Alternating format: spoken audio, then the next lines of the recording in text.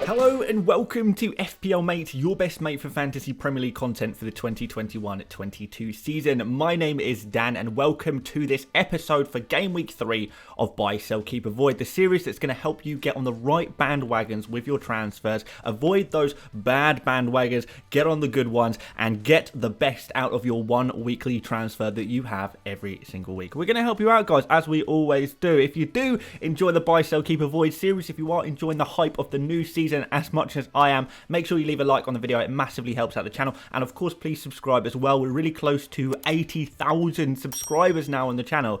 It would be amazing if we could hit that, you know, within the next couple of days. That would be insane, guys, so please do try and help me out if you can possibly do that. But it wouldn't be Buy, Sell, Keep, Avoid if it wasn't sponsored by OneFootball. Now guys, when you're watching the football, when you're checking out the games, you can't always watch everything, right? You can't always watch everything, so you need that app on your phone or the website to go to that's going to help you out finding those scores, finding the stats from the games, who's taking the most shots, who's making the most tackles, who's offside the most, whatever you like to look at in terms of stats. You've got to look up those lineups. Who's starting today? I'm always asking that question when it's 1 hour before the games kick off.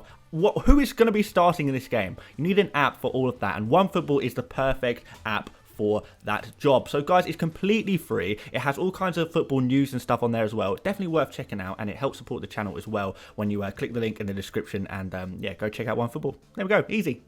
So, how does Buy, Sell, Keep, Avoid work? Well, buys are players you probably don't have but should consider bringing in. These players have great form and fixtures. Sells are players you probably have but should consider removing from your teams. I don't think these players are going to get many points over the next few game weeks. Keeps are players you probably do have. You might be thinking of removing them, but you should probably keep them in your teams, in my opinion. And Avoids, finally, are players that are pretty hyped up right now. A lot of people are talking about them. A lot of people are transferring them in. But I actually think that they might be traps that could be avoided potentially, so maybe avoid those players. So there we go, guys. Those are the 4 categories, 2 in each.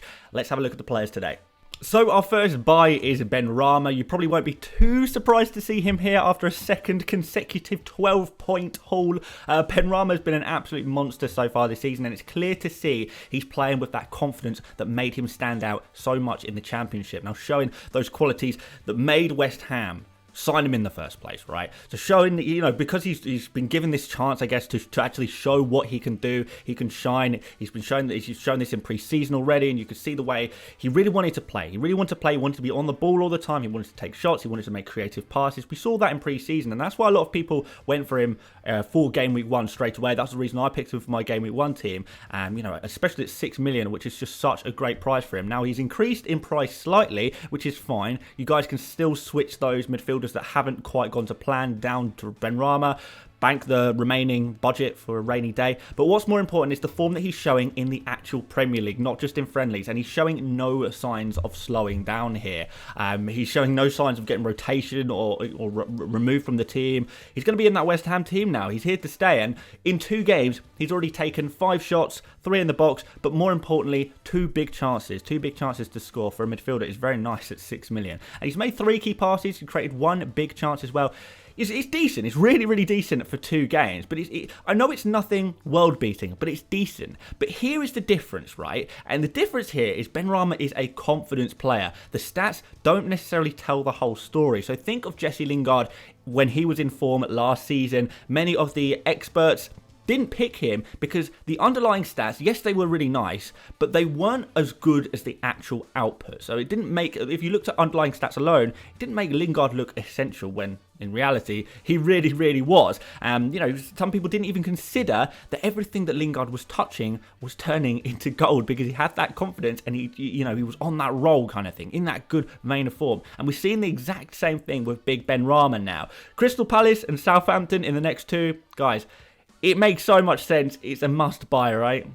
The next buy is Adam Armstrong. Now, let's assume you guys have Antonio already because I think it's pretty obvious for me to say if you don't have Antonio and you're looking for a new forwards, get Antonio, right? Obviously, he's a great pick. Get it done. Get it done. But if you've already got Antonio in, you've got that covered, you've got Benrama in, that's covered as well. Easy peasy lemon squeezy. Maybe you've got some other forwards in your front line that you feel have let you down a little bit so far this season. Now, you could go for, transfer them up to a Lukaku. That's going to be kind of difficult for you. It would mean restructuring your entire squad. You may not want to do, particularly if you've had a really good start to the season.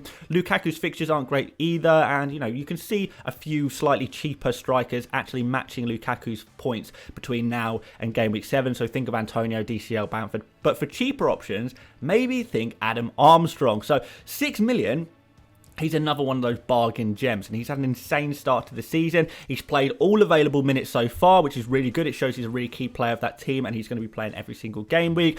He's had 5 shots, 4 in the box, 2 big chances. He's generated 1.08 expected goals already. We know he has scored an actual goal as well, so that kind of matches up. He's also made 1 key pass, and he would have actually had an assist as well to add to that if the Adams goal at the weekend against Manchester United didn't go down as a Fred own goal. So he could have had an assist as well. He could have had a goal and an assist already, really. So remember that these stats that I've just spoken about now were recorded in 2 incredibly tough games against Everton and Manchester United. Next up for Southampton, we have Newcastle, who have been, really one of the weaker teams defensively so far. We kind of knew that was going to happen, right? And a leaky West Ham team who, as good as they are in attack, don't really know how to defend, do they, West Ham? So I don't expect Southampton to do too much this season just because their defence isn't great. But looking at their attack, if we could keep a player like Adam Armstrong ticking along, scoring, a goal every other game, maybe an assist, maybe 2 goals every 3 games, or maybe getting the occasional really nice haul in some of the easier games, I can really see this happening. He looks really good. He looked good in the Championship. He's going to be a really key player for Southampton. And if he can keep doing really well as he's been doing so far, showing that energy, showing that desire to score goals and be a superstar, he's going to be a great pick at 6 million, right? Onto some sells, and sorry guys, we do have to start off with Tsimikas, and you know what, I say I'm sorry guys, but I'm even sorrier to the thousands of people who have already transferred in Tsimikas this week. In fact, it's probably going to end up on hundreds of thousands transferring in Tsimikas by the end of this week. Absolutely crazy, but Tsimikas is a solid avoid for this week, and a player to sell too. He's not just a player you want to avoid, but a player you actually want to sell, because with Robertson back fit, Tsimikas' job is over for Liverpool. So count those points that you've gained from him so far this season, smile, laugh, give yourself a little pat on the back, why not? But it is the time now to move him on. He's unlikely to get another start for the entire rest of the season, which is why he started out at just 4 million. Now the good thing is he's up to 4.2 million now, which means you can sell him for 4.1 million. You made a tidy little profit there, 0.1 million profit that you can spend elsewhere. Now guys, this is only really a sale, I guess, or only really a sell type player that you should make if there's no other problems in your team. If the rest of your team you really, really like, and there's not actually many transfers you really want to make, that would be a good idea to transfer out Tsimikas. But if you're lucky enough to already have a really, really strong team, this is a good transfer to make out from your team. And we're looking at either getting in a 4.5 million defender for Tsimikas, like maybe a Tanganga, Ayling, Connor Cody with the good Wolves fixtures that are coming up. Wolves haven't been quite as bad as we thought they would be so far this season, so definitely one to keep an eye out. Or if you don't want to spend too much money, or you don't have that much money, there are a few good options around the 4 million mark that could potentially be nice little bench options there for you as well. So think Livramento, Shane Duffy, Norwich's new signing Brandon Williams, straight swap, easy peasy. Or you can get yourself a solid and safe defender for the upcoming games. Whatever your game plan is,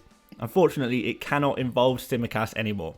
Our next sell is Tony. Now, I know it's very early in the season, and I do think that it is too early to actually know if Tony is a good or a bad pick for FPL, right? But so far, at least, the fears that put me off going for Tony in my Game Week 1 team in the first place, they kind of come true to a certain extent. He's being marked out of the game because teams know how crucial he is for Brentford to score goals. His huge reliance on penalties for goals last season only really benefits you if Brentford do get penalties, and the chances of getting penalties have plummeted in a more difficult league, and perhaps the new rule changes around penalties haven't helped Tony either. So your patience has to run out eventually on a player, right?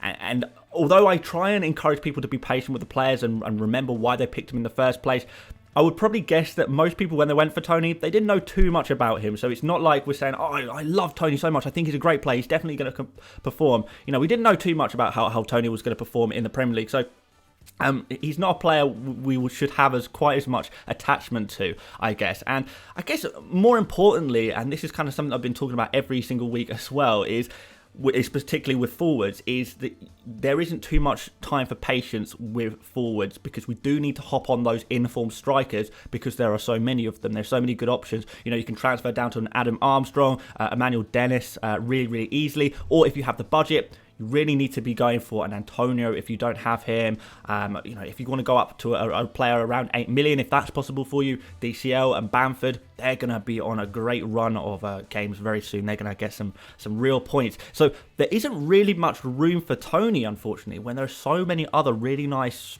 forward options right now to go for, which has to make him a sell. On to some keeps, and we're going to start you off with Harvey Barnes, a player that you probably thought or maybe hoped I would talk about, I'm sure some of you. But, again, this is what I'm going to go back to, and I've spoken about this. I think I spoke about this in my stream yesterday. Why did you put Barnes in your team in the first place? Because he's a great football player. You've made a sensible choice there because he's a really good player. I know he's a great football player. We've seen him do absolute bits before, get some great FPL scores. He's had a slow start. We kind of knew this was going to happen before the season even started. He wasn't fully fit going into Game Week 1. He's playing himself back up to fitness. Game Week 2, Leicester lost a man in the first half due to a red card. They had to change shape. Barnes suddenly at a huge disadvantage against a really, really aggressive West Ham team. Next game week is a new game week, and a game week against Norwich, who have already conceded 8 goals, 35 shots, 6 big chances. They're going to look like they're going to be one of the weaker teams in the league again this year, like they were the last time when they were in the Premier League, because of the way they play their football. They are quite expansive. They're not like a sit-back team in terms of their defensive style, so they are going to struggle against these difficult games. And Leicester are a very, very good team and should win comfortably, and if they do, Barnes is going to play a very big part in that. And a lot of people are giving up on Barnes already, and I have to say, I think that's a little bit harsh. And honestly, because of the ability of the player, the next fixture, there's only really one player I would ever consider removing Barnes for, and that is Benrama. If you already have Benrama, or if you have another midfielder you're not so keen on, who you can swap them for Benrama instead, Barnes is an easy keep for me. If you don't have Benrama and you don't really have any other players you can swap out for him, then you're in a bit of a difficult situation, and I really wouldn't want to call it either way. I don't know who's going to score more points in this next game. It's a difficult one, but yeah, Barnes is a keep. Generally speaking, Barnes has got to be a keep. And Luke Shaw is also a keep, but I do have to admit, out of all the template players that we picked at the start of the season, Shaw has to be one of the biggest disappointments, right? I wouldn't go as far as to say it was a mistake to pick Shaw, but I do think in hindsight, he was never as essential as we all thought. Now, that said, again, we need to remember why we picked him, and that's because he plays in an improving Manchester United defence, so that's going to finally include Varane and Henderson. It's going to be a huge boost for Manchester United. It's going to mean more clean sheets, and also because we like Shaw's creativity and the fact that he's on some set pieces. We've already seen flashes of his creativity this season. He's made 4 key passes so far. He created a big chance against Southampton as well. He's generated 0.52 expected assists, which is expected assists is a bit of a weird stat, but it shows you that assist points are potentially on their way. Bonus points, they're also accumulated by creative defenders in low-scoring games, which is why we saw Shaw get 2 bonus points in Game Week 2. He did really well in this regard for Manchester United as well in terms of his creative game. And if assists can be paired with some fairly regular clean sheets, this is going to mean some really, really nice FPL points, especially when you look at the upcoming fixtures. Wolves next, Newcastle, at least for these 2 games, I'm going to give Shaw a really good chance here, and I wouldn't be too surprised here if we saw a really nice score, a 10-point plus in one of these 2 games. I wouldn't be surprised if we saw it at all. So, definitely got to be a keep for me. On to some avoids, and we're going to start you off with Ethan Pinnock. Fair play to Pinnock and Brentford. 2 clean sheets in the opening 2 games is huge for them. Unfortunately, though, I just can't see that lasting, really. Now, for some people, 2 weeks is enough data to suggest that Brentford must be the best defence in the league, on par with Chelsea, blah, blah, blah. But last season kind of paints a slightly different picture. Out of the 3 promoted teams, Brentford came up with the worst defensive record. Norwich and Watford came up with better defensive records, and we've already seen some cracks from both of them. Brentford are surely soon to follow in some capacity, or maybe they already are following. Arguably, they are. So, in the opening 2 fixtures, Brentford have an expected goals conceded of 1.6. They've conceded 29 shots, which is on par with Southampton and Newcastle, and also boast one of the highest shots in the box conceded in the league with 18. All of this suggests that perhaps they've been a little bit lucky to keep the clean sheets that they have so far, and maybe that this is just not really sustainable. These clean sheets, they're not sustainable. And if you're someone who likes to use stats to make FPL decisions, you've probably already come to a similar conclusion to me. Brentford are surely going to regress to the mean and start conceding a couple of goals soon, especially in some of the more difficult games that are coming up. So even if you were good to go for a Brentford defender, why Pinnock? Why Pinnock? You know, just because he got that, I guess you could only really call it a jammy assist in game week 1. To me, it makes so much more sense to go for someone like Rico Henry, an attacking left wing back who is up the pitch a little bit more, playing a little bit further forward, you know, ready to do a bit of damage. So all in all, if you think Pinnock and Brentford are the answer to all of your defensive prayers, I would perhaps say that you're maybe a little bit mistaken. I don't think that they are quite as dependable as the 2 clean sheets so far do suggest. And my final avoid is Alonso. Again, he's made the list again because he's one of the most transferred players of the game week, guys. And I've got to do my duty and try and warn you away from players that I really, really don't like. I really wouldn't be looking to buy. But guys, I have to say I'm happy. I kind of have to hold my hands up and say I was a little bit wrong last week. I didn't think Alonso would play. I sort of said I'm 90% confident. I can't remember if I said 80 or 90% confident that Alonso won't play in game week 2, or won't start at least in game week 2, and it would be Chilwell. And he did start. He started and he got 6 points against Arsenal. So in the end, not a bad score really. But even so, I do maintain the opinion that he was an avoid last week. You know, he was still an avoid last week. And I think you'll thank me in the long run if I did persuade you not to get him last week. Because there were plenty of other defenders getting 6 points or more in game week 2. But those other defenders are, you know, they're at least good long-term options. You know, there was so many, you know, 6-point defenders or more. Those players are going to be playing for a decent period. So those were the players to go for. Even in hindsight, even using the power of hindsight, we can still say that. You know, Alonso is just a terrible, terrible long-term option. I was pretty sure he wouldn't start last week, and I'm even more sure that he won't start this week, because you don't start a player like Marcus Alonso to defend a player like Mo Salah. And even if you do, you are not getting a clean sheet out of that bad boy. No chance. But seriously, guys, Chilwell is the first choice left back for Chelsea. Fair play if you managed to get some Alonso points so far. Give yourself, again, pat on the back. Celebrate that. You smashed it, guys. You really did. But in the same vein as Tsimikas, if you're only just transferring in Alonso now, you are very much chasing the points that already happened. You can't get those game week 1 points, those game week 2 points, those insane scores from Alonso in game week 1 in particular. You can't get those anymore. They are gone. They're gone forever. It's time to move on and identify the next big thing. And even if you are really keen to own a Chelsea defender to start against Liverpool, Villa, Spurs and City for some reason, Reece James does look like the man for the job, not Alonso. Plus he's 0.1 million cheaper, so there's that too. All in all, I do think Alonso is an avoid. Take serious consideration about whether you want those Chelsea defenders right now, or maybe see if you can wait until game week 7 when their fixtures look a lot better. I'm personally going to wait a little bit, but most importantly, guys, avoid Alonso.